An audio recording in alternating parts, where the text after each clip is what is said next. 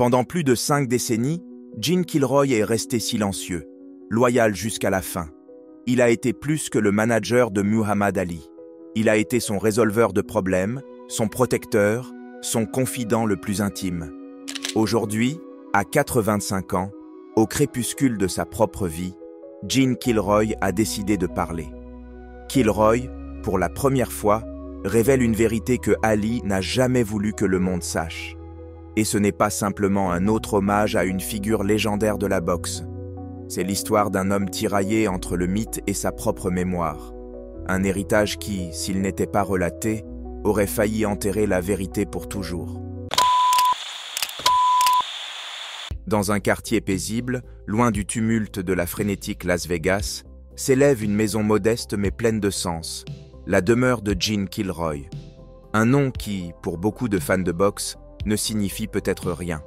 Mais pour ceux qui connaissent l'histoire intime d'Ali, sa présence fut déterminante dans la construction de l'héritage du plus grand de tous les temps.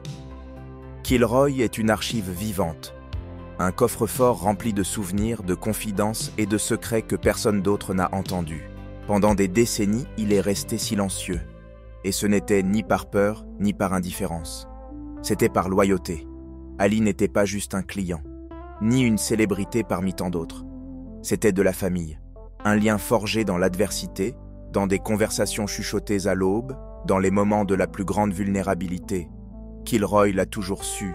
Trahir cette confiance pour la gloire ou l'argent aurait été une trahison. Alors il s'est tu. Alors il protège l'âme d'Ali jusqu'à la fin. Mais maintenant, à cet âge, avec le recul que donnent les années et le poids des souvenirs, il sent que le monde mérite de connaître qui était vraiment Muhammad Ali. Ce que le public a vu, les combats, les caméras, le charisme. Mais derrière tout cela, il y avait quelque chose de plus. Un homme complexe, forgé par la foi, la résilience, un esprit que même la maladie de Parkinson n'a pas pu briser. Killroy ne veut pas réécrire l'histoire.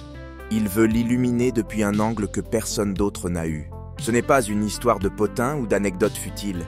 C'est un voyage profond au cœur de la vie d'un homme qui transcende la boxe pour devenir un symbole. Et le gardien de ses secrets est enfin prêt à parler. Tout a commencé en 1960. Rome, Jeux olympiques d'été. Une ville chargée d'histoire, mais en ce moment aussi enveloppée par les vents glacés de la guerre froide. Le monde changeait. Parmi les nombreux athlètes représentant les États-Unis, il y avait un jeune boxeur de 18 ans, Cassius Clay. Il était déjà différent, charismatique, confiant, avec un style de boxe peu orthodoxe et une personnalité qui se démarquait de tous. À cette époque, Gene Killroy servait dans l'armée américaine et avait été affecté au soutien logistique de l'équipe olympique. Il n'était pas directement lié à la boxe, mais il remplissait des fonctions cruciales dans les coulisses. C'est lors d'une promenade dans les rues de Rome que le destin les a réunis. Un homme, visiblement pauvre, s'est approché de Clay pour lui demander de l'argent. Ce n'était pas rare. Pendant les Jeux, de nombreux habitants et vendeurs cherchaient l'aide des visiteurs. Mais cette fois, c'était différent. Clay n'avait que $8. Et sans hésiter, il lui en a donné 3. Killroy, avec la mentalité pragmatique de quelqu'un qui a vu beaucoup de choses, l'a averti. « Et si cet homme te ment ?» La réponse de Clay l'a marqué à jamais. « S'il m'a menti, c'est entre lui et Dieu. Mais, et si Dieu me teste ?» Cette phrase, prononcée avec tant de conviction par un jeune homme de seulement 18 ans, resta gravée dans la mémoire de Killroy. Là, il comprit qu'il se trouvait face à quelqu'un de très spécial. Non seulement un futur champion, mais un jeune homme avec des principes, une moralité profonde, une foi inébranlable. Killroy sentit que c'était la première fenêtre ouverte sur l'âme de Clay. Au-delà de l'éclat et de l'arrogance qu'il affichait en public, il y avait de l'humilité.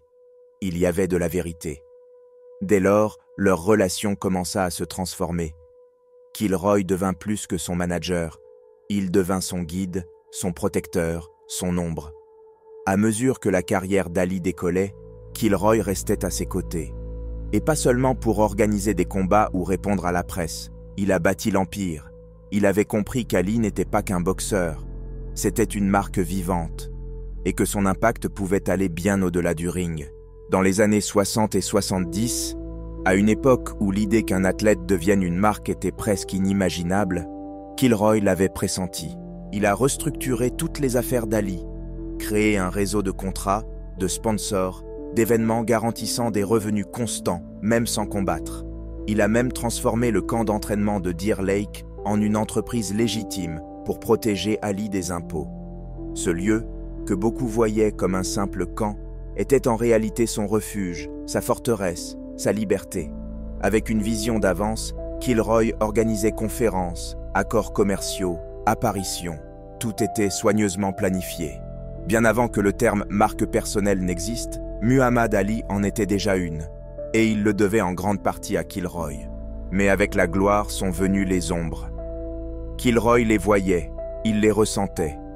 Derrière le sourire éclatant et la confiance débordante, Ali était fatigué. Le poids d'être le plus grand était plus lourd que tout. Et Kilroy savait qu'il ne s'agissait pas seulement de contrats ou de médias. C'était une âme humaine, une âme poussée jusqu'à la limite. Où qu'Ali aille, Kilroy le suivait. Des dîners avec des présidents au combat dans la jungle africaine. Des bureaux des leaders mondiaux aux humbles salles d'entraînement. Ali était un phénomène mondial. Mais Kilroy était toujours là, en silence, le protégeant. Les murs de la maison de Kilroy ne sont pas seulement ornés de souvenirs. Ce sont les témoins muets d'une époque révolue. Des photos encadrées figent des moments que l'histoire a presque oubliés. Malcolm X en plein débat intense avec Ali. Richard Nixon avec un sourire forcé. Fidel Castro capturé dans un instant de spontanéité. Mais deux images dominent la collection. Sur la première, Ali se tient debout, imposant, sur un rocher escarpé à Deer Lake, les bras levés vers le ciel. Triomphant, invincible, seul. Sur la seconde, il est au-dessus de George Foreman, quelques secondes après l'avoir mis au sol lors du Rumble in the Jungle. Son regard brûle, son corps entier irradie la puissance. Mais si on regarde bien, au-delà des muscles, on devine une ombre. Kilroy l'a vu, Kilroy l'a ressenti. Ali n'était pas ce que tout le monde pensait, dit-il à voix basse. Ce n'était pas juste un showman, pas seulement un champion, c'était un homme chargé de douleur. Derrière la lumière des projecteurs, derrière les cris du public, se cachait un homme qui souffrait en silence. Et cette souffrance, parfois, était insupportable. Zahir, 1974, le Rumble in the Jungle. Le moment qui allait sceller Ali dans la légende. Mais aussi, le début de son déclin silencieux. Kilroy se souvient de l'atmosphère. La jungle, l'humidité, le murmure constant du fleuve, les sons d'animaux sauvages au loin. Un calme inquiétant, comme si la nature elle-même savait ce qui allait arriver. Ali ne dormait pas. Il passait ses nuits à marcher dans le camp, en silence, portant le poids des attentes, murmurant des prières, parlant tout seul. Kilroy l'a vu se briser. « Et si je perds? Et si je meurs là-dedans ?» lui dit-il une nuit. Sa voix n'était qu'un souffle. Ce n'était pas le ton d'un invincible. C'était celui d'un homme apeuré. Pour soulager la tension, Kilroy apporta des films de la MGM. Les regarder ensemble était leur seul échappatoire. Pendant un instant, ils riaient. Pendant un moment, ils se rappelaient qu'il y avait une vie au-delà du ring. La nuit du combat arriva. Et avec elle, la stratégie qui surprit le monde, la corde est une drogue. Ali se colla aux cordes, encaissa les coups de Foreman et attendit. Il attendit. Puis frappa avec une précision terrifiante. Il gagna. Mais Kilroy le savait. Cette victoire avait un prix. Les blessures n'étaient pas que physiques. Il y avait quelque chose dans le regard d'Ali qui ne reviendrait jamais. Un poids invisible qui le hanterait pour toujours. La gloire était à lui, mais le prix aussi. Après Zahir, tout changea. La célébrité devint plus envahissante, plus constante, plus exigeante. Kilroy se souvient des appels à toute heure. À 2 heures du matin, Ali répondait encore à des journalistes japonais ou allemands. Il ne disait jamais non. Il ne raccrochait jamais. Il ne donnait pas seulement son corps à chaque combat, réfléchit Kilroy.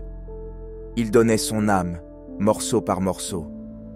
L'homme qu'on croyait inarrêtable s'épuisait, et il n'avait personne à qui parler vraiment. Tout le monde voulait quelque chose d'Ali, un autographe, un mot, une faveur, une apparition, et lui, comme toujours, donnait tout. mais personne ne savait ce que cela lui coûtait. Dans les années 80, les signes étaient impossibles à ignorer. Sa vitesse diminua, ses mots devenaient confus.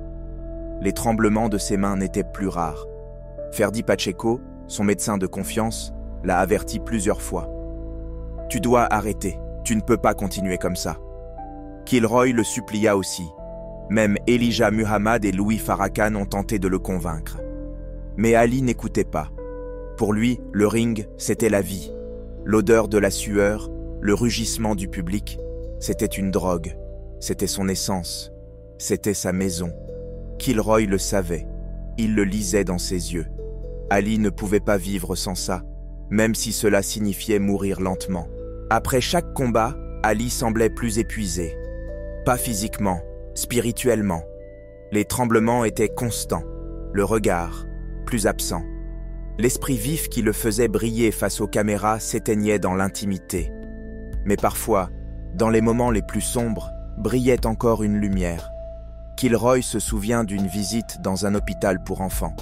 Ali rencontra un enfant en phase terminale. L'enfant lui dit « T'inquiète pas, champion, je vais rencontrer Dieu et je lui dirai que tu es mon ami. » Ali ne put retenir ses larmes. Kilroy le vit pleurer tout le trajet du retour. « Tu ne sais pas la chance que tu as, » murmura Ali, « que tes enfants soient en bonne santé. » Ce fut un des rares moments où Ali baissa complètement sa garde. Chaque lettre qu'Ali a écrite à Kilroy est un souvenir précieux. L'une d'elles, écrite durant un voyage au Liban, est toujours encadrée dans son bureau. Signée d'une écriture simple et ferme. « Ton fils, Muhammad. » Ce n'était pas une formule. C'était le reflet d'une amitié réelle, profonde, sincère. Un lien au-delà du sport, au-delà du spectacle, au-delà du mythe. Une nuit, bien après sa retraite, Ali et Kilroy étaient seuls dans un salon d'hôtel. Il n'y avait plus de caméra, plus de foule, juste deux hommes, assis en silence. Ali, d'une voix faible, dit quelque chose que Kilroy n'a jamais oublié. « Je suis devenu un mythe, et maintenant, je suis piégé dedans. » Il n'était plus juste un homme. Il était une statue vivante, une légende enfermée dans son propre reflet. Il craignait que les gens n'oublient le vrai Muhammad Ali, qu'il ne se rappelle que l'icône, que l'invincible. Et alors, il fit une dernière demande à son ami. « Promets-moi quelque chose, Jean. Ne les laisse pas me rendre parfait. Ne les laisse pas oublier l'homme derrière le mythe. » Et Jean Kilroy a tenu cette promesse chaque jour depuis.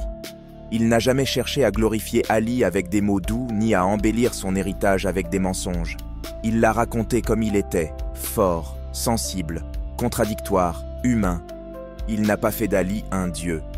Il a rappelé l'homme qui a aimé, douté, chuté et s'est relevé. Et en faisant cela, il l'a rendu éternel. À 85 ans, Jean Kilroy ne craint plus la mort.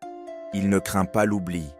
Il craint seulement que le monde se souvienne de Muhammad Ali de manière incomplète, qu'on oublie son humanité, qu'on le réduise à une statue, qu'on en fasse un souvenir superficiel, poli, sans imperfection. Parce qu'Ali était bien plus que ses victoires, bien plus que sa voix rebelle, sa foi inébranlable ou ses poings. C'était un homme plein de lumière et d'ombre, d'amour et de contradiction, de courage et de fragilité, et personne ne l'a mieux compris que Jean Kilroy. Il a tout vu. Il a vu comment Ali s'isolait après un combat, comment, entre les applaudissements et les gros titres, il se cachait dans sa cabane, seul, regardant par la fenêtre pendant des heures, sans parler, sans bouger. Il l'a vu se perdre dans son propre mythe. Il l'a vu porter la couronne de plus grand, comme une malédiction.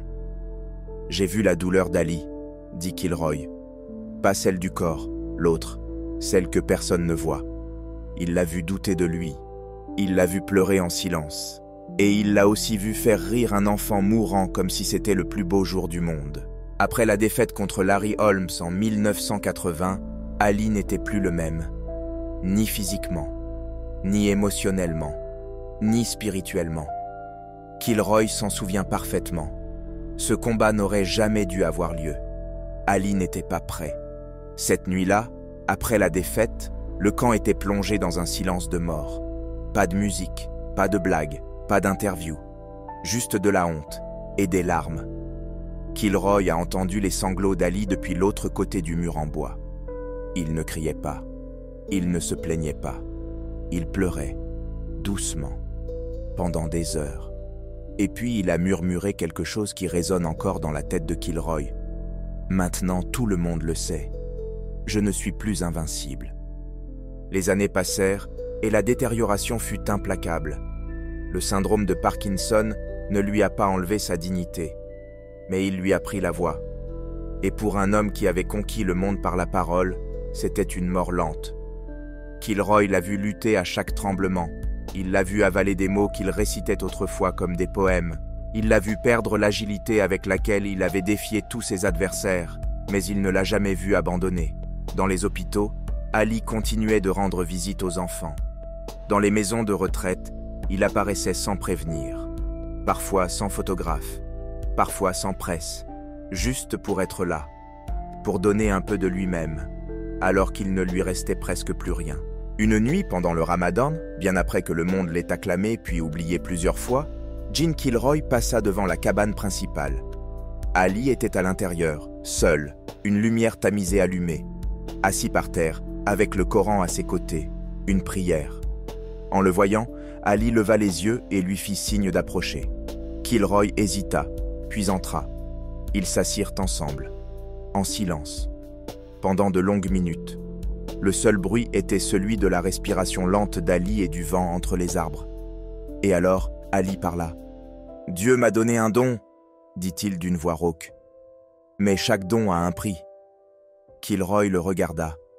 Et Ali, comme s'il avouait sa plus grande peur, demanda « Tu crois qu'ils m'aimeront encore, si je ne peux plus parler ?» Le silence fut éternel. Kilroy s'approcha, posa une main sur son épaule et lui répondit ce que le monde entier aurait voulu lui dire. « Tu seras toujours le champion. » Ali baissa les yeux. « J'espère que tu as raison, » murmura-t-il. Ce fut la nuit où Kilroy décida que, quand le moment viendrait, il raconterait toute l'histoire.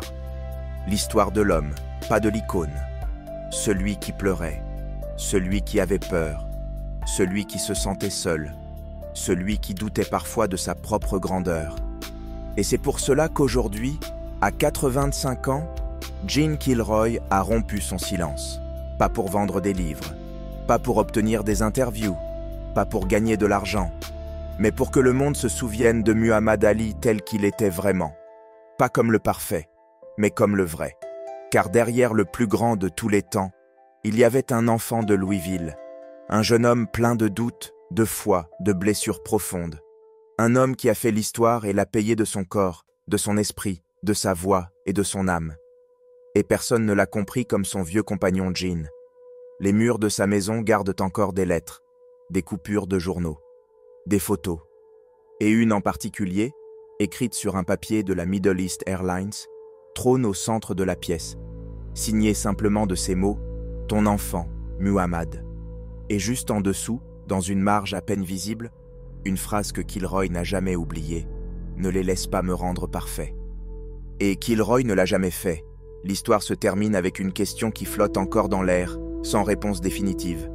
Est-il plus important de préserver l'image d'une légende ou de dire la vérité complète qui se cache derrière? À toi de décider. Si cette histoire t'a touché, n'oublie pas le plus grand, pas seulement le champion, mais l'homme.